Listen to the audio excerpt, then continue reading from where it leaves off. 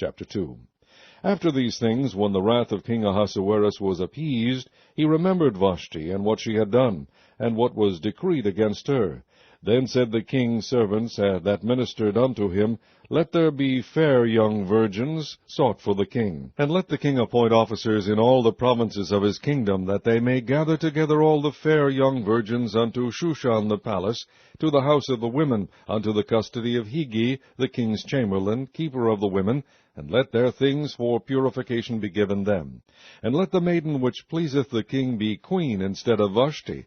And the thing pleased the king, and he did so.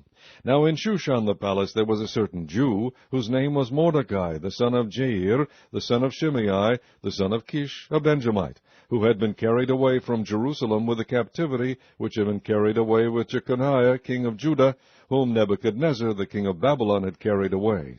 And he brought up Hadassah, that is, Esther, his uncle's daughter, for she had neither father nor mother, and the maid was fair and beautiful, whom Mordecai, when her father and mother were dead, took for his own daughter.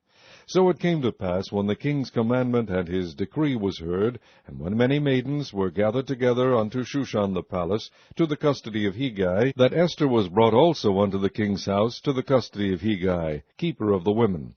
And the maiden pleased him, and she obtained kindness of him, and he speedily gave her her things for purification, with such things as belonged to her, and 7 maidens which were meet to be given her out of the king's house.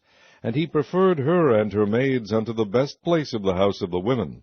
Esther had not shewed her people, nor her kindred, for Mordecai had charged her that she should not shew it.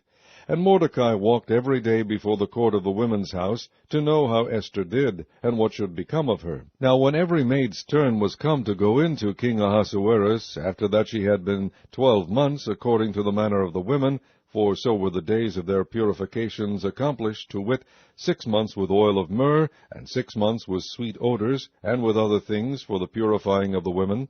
Then thus came every maiden unto the king. Whatsoever she desired was given her to go with her out of the house of the women unto the king's house.